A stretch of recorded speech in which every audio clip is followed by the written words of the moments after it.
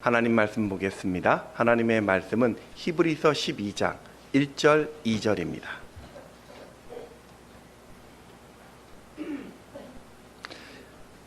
짧기 때문에 우리 합독해서 읽도록 하겠습니다. 히브리서 12장 1절 2절 시작.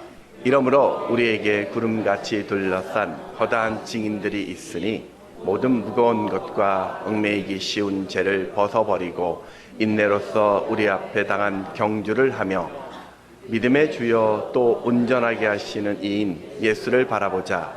그는 그 앞에 있는 기쁨을 위하여 십자가를 참으사 부끄러움을 게으치 아니하시더니 하나님 보좌 우편에 앉으셨느니라. 아멘.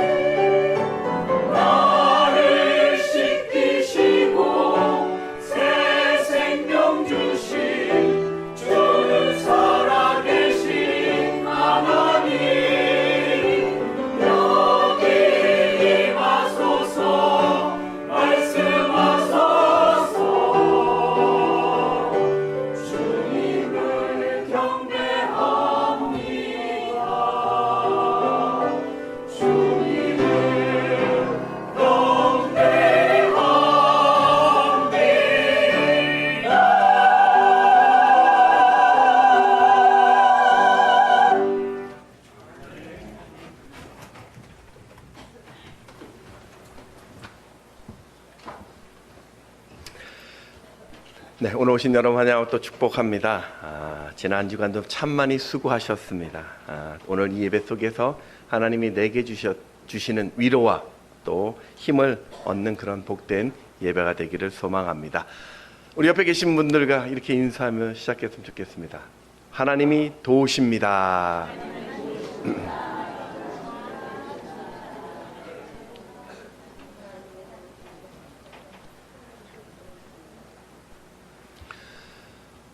네, 흔히 인생을 우리는 마라톤과 많이 이렇게 경주를 비유할 때가 종종 있습니다. 이 마라톤은 보면 항상 좁은 이 출발선에서 이 수많은 사람들이 동시에 출발을 하기 때문에 어쩔 수 없이 출발 순서가 정해지게 됩니다. 그래서 과거 자신의 기록이 좀 좋으면 좋을수록 맨 앞줄에, 출발선 맨 앞줄에 서게 되는 거죠. 기록 경기에서 이런 위치는 분명히 영향을 줄 것 같습니다. 또한 정해진 거리를 마라톤은 반드시 완주해야 되는데 문제는 그 길이 달리기 편하고 쉬운 길이 아니라는 거죠. 굴곡도 지고 오르막도 있고 내리막도 있으면서 사람들을 지치게 하는 길이 같습니다. 모든 인생도 이 출발의 스타트가 조금씩은 다릅니다. 어떤 사람은 부요한 환경에서, 또 어떤 사람은 열악한 환경에서, 누구는 큰 주목을 받으면서, 또 때론 누구는 그 소외 속에서 그 시작을 하게 됩니다. 그리고 이 마라톤처럼 인생에도 지치는 일들이 생깁니다. 수많은 갈등 속에서 의미를 찾지 못하는 무기력감이 찾아옵니다. 숨이 차오르는 그 경쟁에 갇혀서 인생의 공허함을 느끼게 됩니다. 너무나 분주하기 때문에 그 멈추고 싶은 이 믿음의 경주, 그런 유혹에 빠질 때도 있습니다. 그렇게 사탄은 인생의 이 믿음의 경주를 계속 흔들게 되는 것, 그게 우리가 달려갈 길의 모습입니다. 오늘 이 본문 히브리서에서도 신앙 때문에 극심한 상황에 처한 사람들이 나오죠. 읽지는 않았지만 11장에 보면은 예수 믿는다는 것 때문에 고문을 당하고 채찍질을 당하고 감옥에 갇히고 돌에 맞아 죽고 톱에 잘려 죽고 칼날에 죽고 광야로 쫓겨 굶어 죽어갔습니다. 놀라운 것은 인생에 이런 큰 문제가 있었음에도 그들은 다 결승점에 도착합니다. 무엇이 이 포기라는 단어가 선명해질 때마다 그들을 거뜬히 일어서게 했을까요? 실패라는 단어밖에 보이지 않는 이 현실의 상황 속에서 그들은 무엇을 붙잡고 일어난 것일까요? 오늘 우리도 인생이 그럴진데 이 본문을 통해서 과연 이 포기라는 상황 가운데 이겨낼 방법이 무엇인지를 살펴보고자 합니다. 첫 번째는 우리를 응원하는 증인들이 있다라는 것을 기억하십시오. 우리 히브리서 12장 1절을 보면 이러므로 우리에게 구름같이 둘러싼 허다한 증인들이 있으니, 요즘 그 북중미 월드컵이 막바지 그 결승을 앞두고 있다고 해요. 우리 여러분 축구 경기를 보면 경기장에 많은 관중들이 저렇게 빽빽하게 앉아서 자신들의 팀을 위해서 함성을 지르고 힘을 다해 응원을 하죠. 그것처럼 지금 내 주변에 허다한 믿음의 영웅들이 내 인생의 경기를 보면서 계속 달리라고 응원하고 있습니다. 성경은 여기서 응원하는 그 사람을 허다한 증인이라고 말해요. 여러분, 증인은 이 구경꾼 관람자와는 조금 다릅니다. 이 관람자는 선수들이 잘하라고 격려하고 응원하지만 엄밀하게 말하면 그 선수들과 무관한 사람들입니다. 선수들이 얼마나 지금 힘든지, 얼마나 지쳐 있는지, 어떤 상황인지 잘 알지 못해요. 그런데 증인은 달라요. 그들은 나와 똑같이 이 믿음의 경주를 한 자입니다. 아브라함이 그렇고요, 아벨이 그랬고, 에녹, 노아, 야곱, 요셉, 초대교회 무명의 그 성도들, 그리고 우리 앞서간 믿음의 선배들이 지금 여러분을 보면서 격려하고 있습니다. 때론 우리가 내가 하는 이 수고를 아무도 알아주지 않는다고, 왜 나만 이렇게 힘든 섬김을 해야 되냐고, 더 이상 못하겠다라고 말할 때 노아가 나는 100년이 넘게 홀로 방주를 지었다면서, 그리고 나서 난 구원을 받았다면서 힘을 내라고 응원합니다. 나를 향한 누군가의 그 원망 때문에 나는 이제 안 하겠다라고 말할 때 모세는 나는 무려 200만 명이나 되는 그 원망을 들었다면서 그게 성공이라고 우리에게 말해줍니다. 나이가 들어 이제는 은퇴하겠다라고 말하면 아브라함이 무슨 소리냐고, 나는 75세 아무것도 모른 채 무작정 새롭게 시작했다라면서 다시 도전하라고 우리에게 응원합니다. 내가 받은 이 상처 때문에 나는 이제 하던 이 일을 중단하겠다라고 하면 요셉이 나는 형들한테 종으로 팔려가 13년간 고생했지만 나중에 총리가 되었다면서 너도 이길 것이라고 응원합니다. 여러분, 오늘 우리는 나 홀로의 지금 경주를 하는 것이 아니라 수많은 그 증인들 앞에서, 믿음의 선배들 앞에서 응원과 함성을 들으면서 이 인생의 경주를 하고 있는 것입니다. 그러니 오늘 여러분보다 앞서 이 길을 가신 그 증인들의 격려를 들으면서 오늘 내 마음에 때때로 일어나는 그 약함을 버리시기 바랍니다. 또 한 가지, 하나님은 이렇게 눈에 보이지 않는 증인들 뿐만 아니라 오늘 내 눈에 보이는 증인들을 우리에게 보내주셨습니다. 미국 하버드 의대 니콜라스 크리스타키스 교수는 행복은 전염된다라는 이 책에서 이분이 32년간 12,000명을 대상으로 추적 조사했더니 우리는 3단계 안에 있는 사람들로부터 행복의 영향을 받는다라고 말합니다. 이 3단계가 무엇이냐면 1단계는 나의 친구, 2단계는 나의 친구의 그 친구, 3단계는 나의 친구의 친구의 그 친구를 말합니다. 1단계의 친구가 행복하면 내가 느끼는 행복감은 약 15% 정도 높아진대요. 2단계의 친구가 행복하면 나는 10% 정도 행복감이 높아지고, 3단계의 그 친구의 친구가 행복하면 나도 6%의 정도의 행복을 확산된다고 합니다. 또 행복을 느끼는 그 친구가 내 인생에 한 명씩 추가될 때마다 내가 행복을 느끼는 확률이 9%씩 증가하게 되고, 불행한 친구들, 또 불평을 이야기하는 친구가 한 명씩 올 때마다 나의 행복이 7%씩 감소가 됩니다. 그리고 그렇게 행복을 느끼는 그 이웃이 친구가 1마일 1.6km 이내에 살고 있다면 나의 행복은 25% 늘어난다고 합니다. 이 책의 이 연구의 결과는 행복이라는 것이 나의 조건이나 내가 성취한 상황에 있는 것이 아니라 사람들로 인해 전염된다는 것을 과학적으로 증명한 이 데이터입니다. 여러분, 오늘 여러분 옆에 있는 분 한번 주의를 좀 들어보십시오. 옆에 있는 분 한번 보십시오. 자, 그리고 이렇게 이야기할 것입니다. 이렇게 이야기하십시오.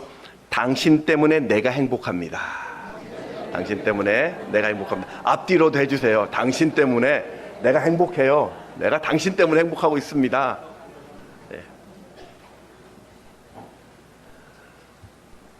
여러분, 우리는 예수의 몸된 한 형제 자매입니다. 우리는 한 형제 자매예요. 내가 무너질 때, 내가 포기하고 싶을 때, 내가 지칠 때 초라한 그런 나를 보지 마시고 하늘의 행복을 전해주는 내 곁에 있는 이 형제 자매를 보십시오. 지금도 내 곁에서 여러분의 승리를 위해 기도하는 믿음의 지체들을 보시면서 절대 이 믿음의 길을 멈추지 마시기 바랍니다. 2014년 10월 용인 제1초등학교 운동회에서 있었던 일입니다. 이 학교 6학년에 있었던 김기국이라는 이 아이는 연골 무형성증이라는 장애를 가지고 있어서 키가 자라지 않아요. 그의 키가 6학년 때 겨우 120cm가 채 되지 않았습니다. 그러니 늘 달리기 하면 꼴찌였습니다. 그날도 맨 끝에서 달리는데, 아니 같은 반 앞서 달리는 4명의 아이들이 갑자기 결승선 앞에서 멈추더니 다시 뒤로 돌아가 저 기국에게 달려갔습니다. 그리고는 5아이가 다 함께 손을 잡고 결승선을 같이 통과했습니다.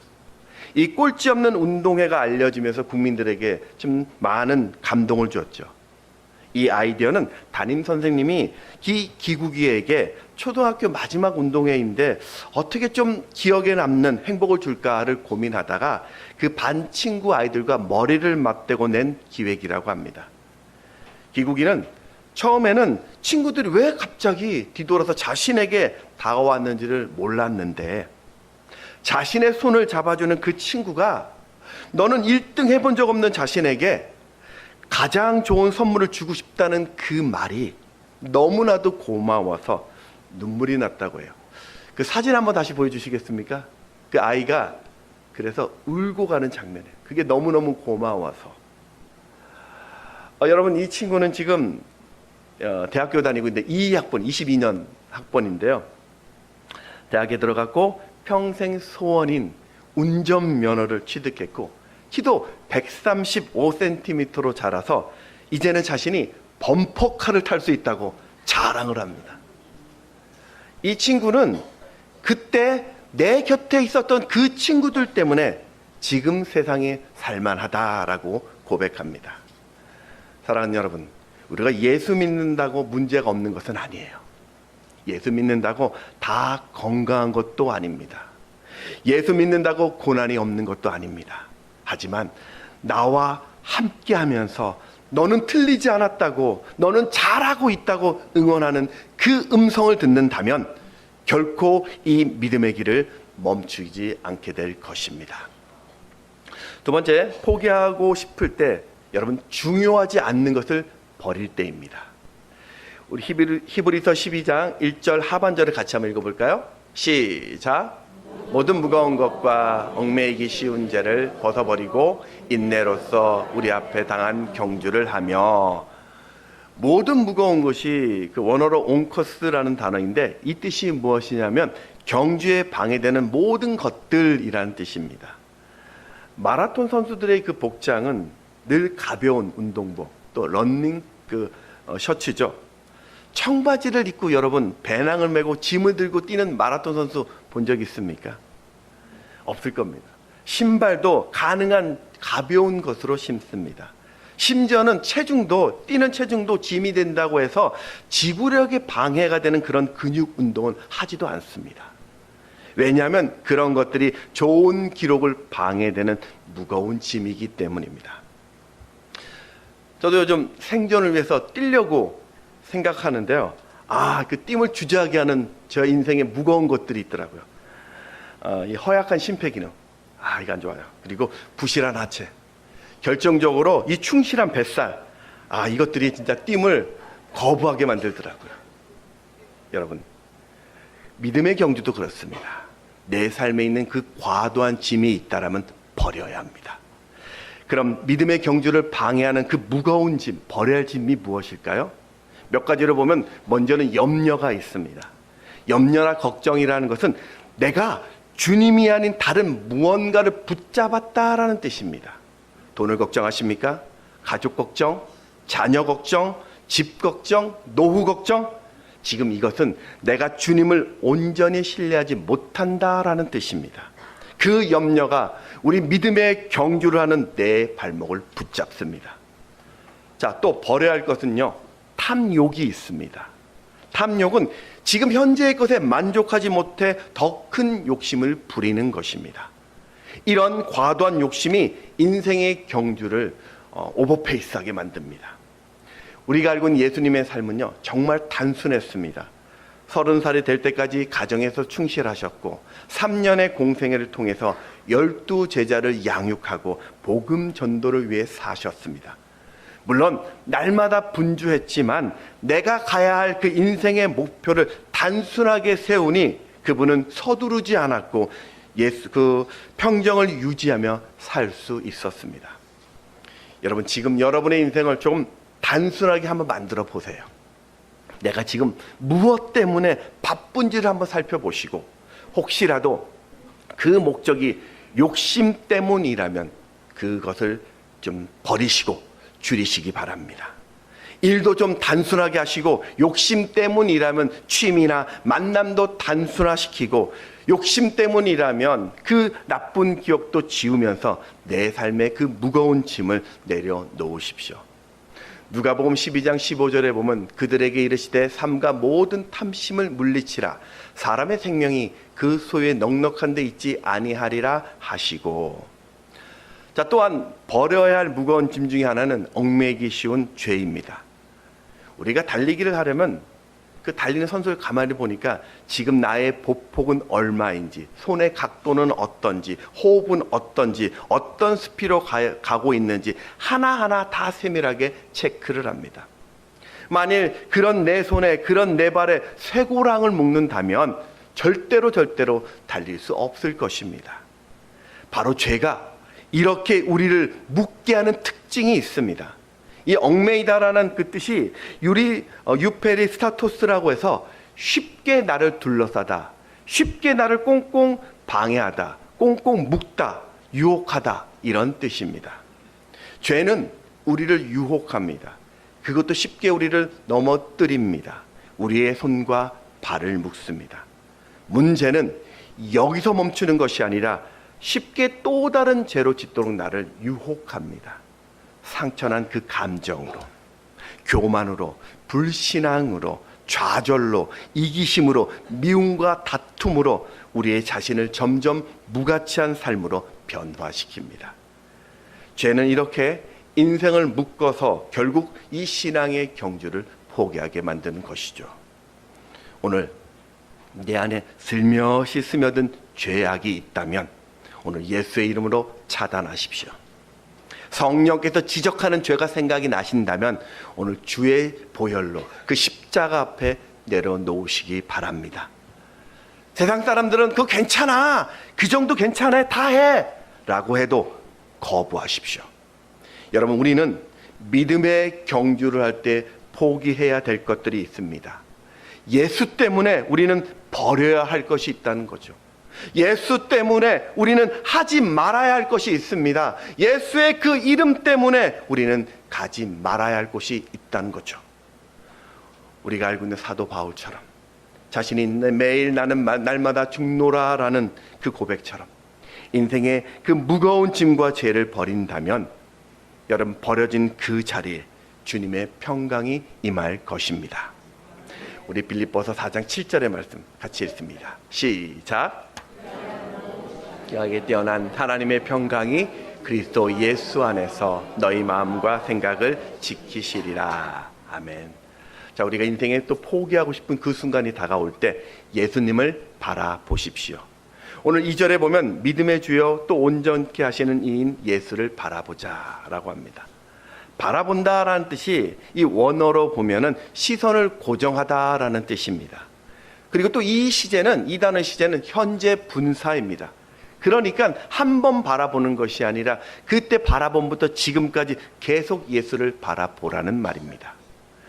여러분, 그리스도의 영성가인 헨리 나우에는 이 바라본을 이 서커스의 그 공중근에 타는 사람으로 비유를 했습니다. 공중근을 탈 때 보면 반대편에 오는 사람을 보고 이 사람이 몸을 던지죠. 그러면 상대편이 그 던진 사람의 손을 멋지게 낚아챕니다. 이때 몸을 던진 사람은 만약에 이때 몸을 던진 사람이 상대를 믿지 못해서 조금이라도 움츠러들거나 손의 위치가 흔들리면 못 잡는다고 해요. 떨어진다고 해요. 그래서 몸을 던지는 사람은 반드시 그 시선을 상대에게 고정하고 정확한 자세로 자신을 맡길 때, 그럴 때 성공한다고 합니다. 그게 믿음이라는 거예요. 그게 믿음입니다. 왜 우리가 더 이상 못하겠다라는 말을 할까요? 왜 이게 한계야? 왜 이건 의미가 없다라고 우리가 포기할까요? 정말 감당할 수 없어서입니까? 정말 진짜 다른 방법이 없어서 그런 것일까요? 아니요. 아닙니다. 주님을 바라보는 우리의 시선이 흐트러져서 세상 그 문제만을 바라보고 있기 때문입니다. 마태복음 14장에서 예수님이 제자들을 배에 태워서 갈릴리 호수 건너편으로 보내죠. 그런데 호수에 큰 파도가 일면서 제자들이 밤새 그 씨름을 하고 죽을 것 같은 그때 새벽 3시경에 예수님은 물 위로 걸어오십니다. 그때 그 모습을 보고 베드로가 자신도 물 위를 걸어 주님께 가게 해달라고 외치자 주님이 허락하셨죠. 그렇게 베드로는 호수 위를 뛰어내려 주님을 향해 물 위로 걸었습니다. 근데 갑자기 거세게 몰아치는 비바람을 보게 됩니다. 그 베드로의 시선이 흔들리자 갑자기 가만히 있자. 내가 지금 어디에 있는 거지? 내가 지금 물 위에 서 있는다고 이게 말이 돼? 이러다 빠져 죽는 것 아니야? 그런 생각이 들자마자 깊은 바다로 빠졌습니다. 그때 예수님이 베드로를 건지시면서 믿음이 작은 자라고 왜 의심하냐라고 책망하죠. 마태복음 14장 31절의 말씀 같이 읽습니다. 시작. 예수께서 즉시 손을 내밀어 그를 붙잡으시며 이르시되 믿음이 작은 자여 왜 의심하였느냐 하시고. 여러분, 믿음이 작다라는 이 말은 지금 내가 주님 대신 세상의 것을 더 크게 보았다는 말입니다. 사랑하는 여러분, 우리가 내 인생의 문제만 주목하면 그때부터 풍랑에 빠져 낙심하게 됩니다. 인생의 고난만 바라보기 시작하면 두려움에 빠져 이 믿음의 경주를 멈추게 됩니다. 그래서 성경은 나를 온전케 하신 예수를 바라보라고 명령을 하고 있는 것입니다. 온전케 하다라는 뜻이 완전하게 하다라는 뜻입니다. 이 말은 내가 예수님께로 가면 예수님이 내 믿음을 완전하게 하신다라는 의미입니다. 우리가 예수님만 주목하면 내 안에 계신 그 예수 때문에 내가 흠없고 부족함 없는 사람이라고 칭함을 받고 그 길을 걸을 수 있다는 뜻이죠. 여러분, 우리 눈이 주님께로 고정이 되면 내 인생에 아무리 고된 비바람이 몰아쳐도 예수님이 거뜬히 나를 결승점까지 도착하게 하십니다.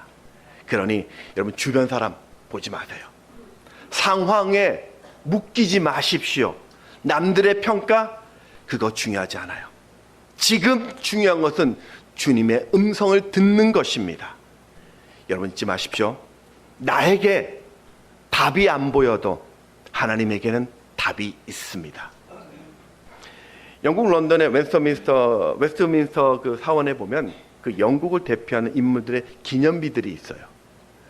그 중에 위대한 세계 부흥을 이끌었던 존 웨슬리 그리고 찰스 웨슬리의 형제의 기념비가 있습니다.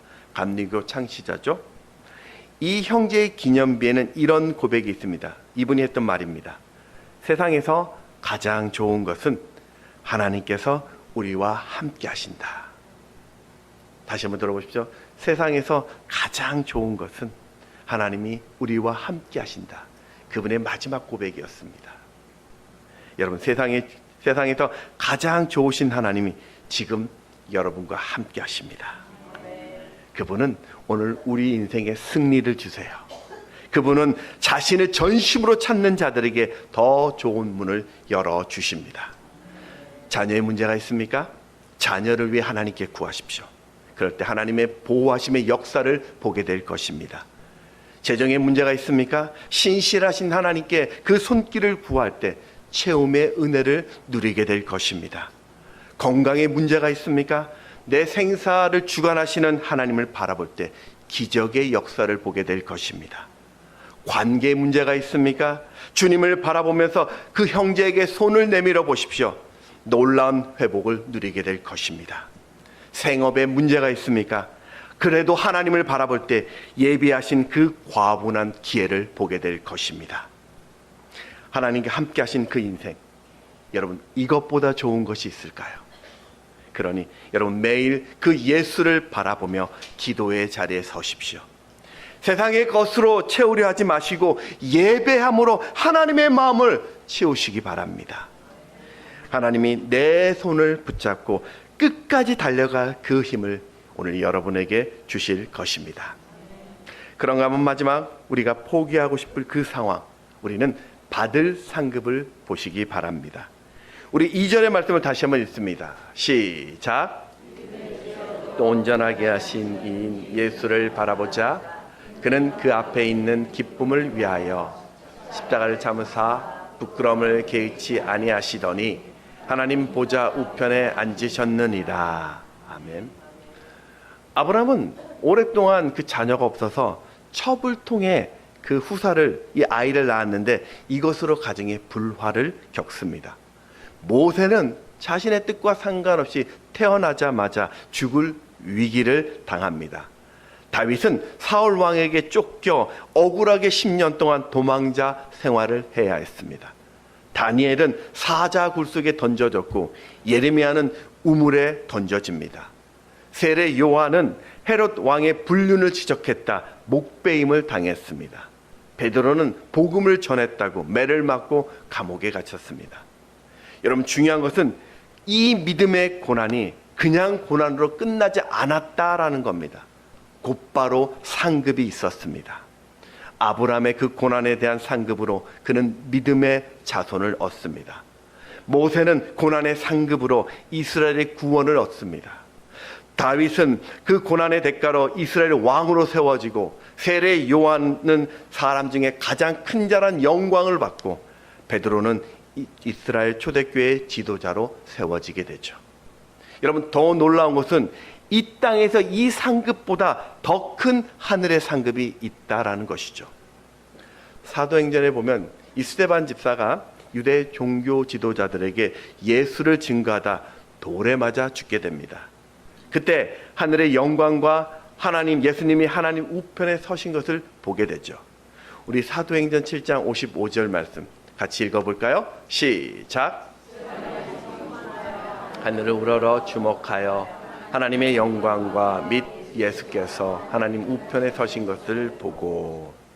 스데반은 이 하늘의 상급을 보면서 끝까지 이 믿음의 경주를 아주 멋지게 완수할 수 있었습니다. 이 마라톤 선수들은 출발할 때부터 오로지 결승점만 본다고 해요. 왜냐하면 내가 아무리 멋진 기록을 세워도 이 결승선을 통과하지 않으면 다 무효이기 때문입니다. 그렇다면 여러분, 오늘 여러분 인생의 결승선은 무엇입니까? 나는 지금 무엇을 위해 이렇게 지금 살고 계십니까? 나는 지금 무엇을 바라보면서 인생의 경주를 하고 계십니까? 다시 한번 질문을 바꿔보겠습니다. 나는 지금 내가 달리는 이 인생의 그 길 끝에 여러분 주님이 계십니까?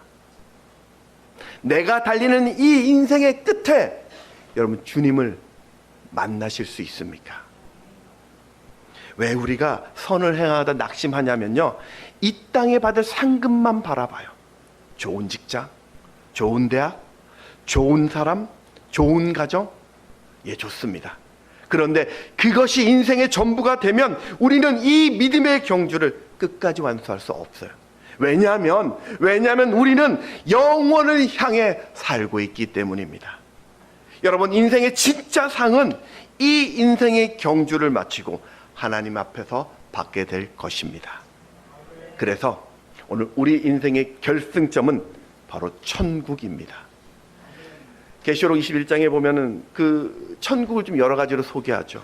천국은 더 이상 악이 존재하지 않는 새하늘과 새 땅입니다. 애통하거나 곡이 없는, 아픈 것 하나 없는 화려하고 아름다운 곳입니다. 저주와 사망과 심판이 없는 수정같이 맑은 생명수가 흐르는 곳입니다. 바로 우리는 그곳에서 영원한 영광의 면류관을 받게 됩니다. 사랑하는 여러분, 오늘 내가 받을 이 영원한 하늘의 상급이 있다는 것을 안다면 우리는 이 땅에서의 놀림도 당당히 받을 수 있습니다. 그 하늘의 상급을 안다면 이 땅에서의 그 채찍질을 당해도 감사의 눈물을 흘릴 수 있습니다. 내가 받을 하늘의 상급을 안다면 이 땅에서의 그 불이익을 당해도 불의와 타협하지 않습니다. 내가 곧 받게 될 이 하늘의 상급이 있다는 것을 여러분 안다면 이 땅에서 손해를 봐도 내 마음의 풍요로움을 누리게 되는 것이죠.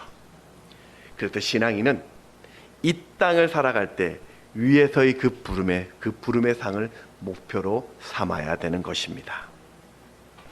우리가 잘 알고 있는 명언 중에서 이 Boys be ambitious라는 명언이 있습니다.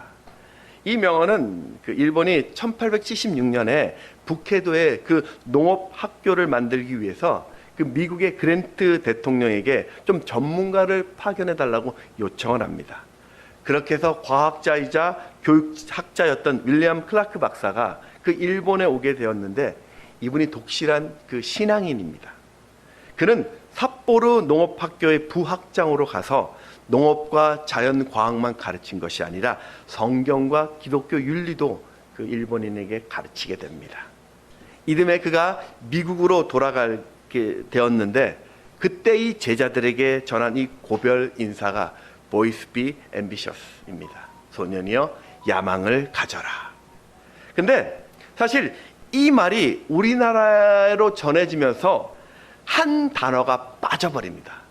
그 단어가 뭐냐면 for Christ, 예수를 위하여라는 단어가 빠져 있습니다. 그러니까 원뜻은 소년이여 그리스도를 위하여 야망을 품으라 라는 뜻입니다. 우리가 야망 그러면요, 뭔가 좀 부정적인 그런 냄새가 나는데, 야망의 원 국어사전의 뜻은요, 크고 원대한 목표나 꿈을 이루려는 강한 욕망이라는 뜻입니다. 우리가 돈을 위해 사는 것이 아니라, 세상 성공을 위해 사는 것이 아니라, 하나님께서 내게 주실 이 영광의 상급 위해 살라라는 뜻입니다. 사도 바울의 야망을 볼까요? 사도 바울의 야망은 로마에 가서 복음을 외치는 것이었습니다. 그리고 당시 세상 끝이라고 이야기하는 그 스페인에 가서 복음을 전하는 것이었죠. 그 야망을 위해서 바울은 그 고린도 후서에 보면 40에 감한 그 매를 5번이나 맞습니다. 3번은 태장을 맞았어요.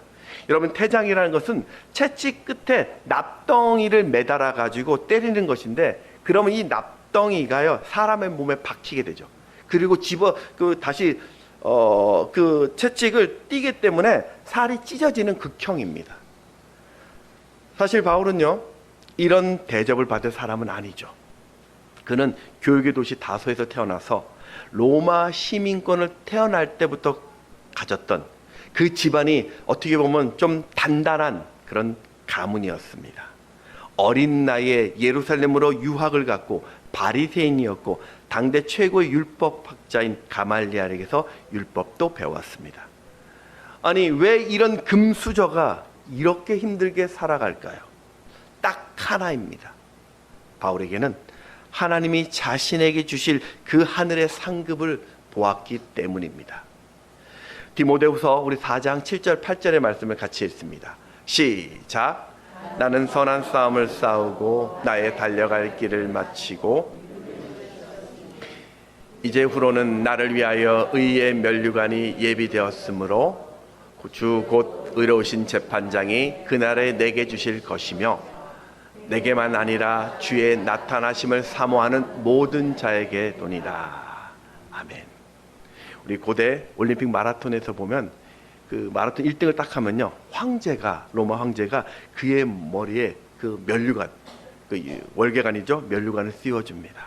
그러면 이거는 그의 인생의 최고의 명예이자 자신의 가문의 영광입니다. 여러분, 세상에서도 그런데 하물며 만왕의 왕 되신 하나님께서 내 머리에 의의 면류관을 씌워주신다면 이것보다 더 큰 영광이 어디 있을까요? 바울은 바로 이 부르심의 상을 받겠다는 이 야망으로 그 하나님의 상급을 내가 받겠다라는 그 야망이 이 땅에서의 그 모든 고난 속에서도 거침없이 달려가게 되었던 것입니다. 사랑하는 여러분, 여러분도 언젠가는 이 믿음의 경주를 마치는 날이 옵니다. 그때 수많은 천사들과 그 믿음의 증인들의 환호를 받으면서 주님이 여러분의 머리에 그 영광의 왕관을 씌워주실 그 날이 반드시 올 것입니다. 그러니 그 날을 바라보면서 영원한 왕 되신 주님과 함께 이 믿음의 경주를 끝까지 완주하시기를 축복합니다. 말씀을 정리하겠습니다. 마라톤은 이 포기하지 않는 인내심이 있어야 하죠. 심장이 터질 것 같고 다리가 풀리고 목이 타들어가고 정신이 혼미해져도 승리의 결승선까지 달려야 합니다.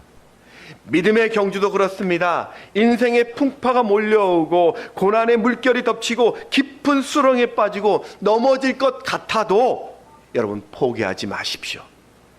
그때 내가 해야 될 것은 내 곁에 허다한 믿음의 증인들이 나를 응원하고 있다는 것을 기억해야 합니다. 염려나 탐욕이나 죄악처럼 믿음의 경주를 불편하게 하는 이 무거운 짐들을 제거해야 합니다. 삶의 문제에 몰입되는 것이 아니라 내가 이 순간 눈을 들어 그 예수를 바라보는 것이고, 이 믿음의 경주를 마치는 날 내가 천국에서 받을 영광스러운 그 상급을 바라보는 것입니다. 오늘 그렇게 다시 일어나 새로운 이 믿음의 경주를 나서는 저와 여러분 되시기를 주의 이름으로 축원합니다. 찬양하겠습니다.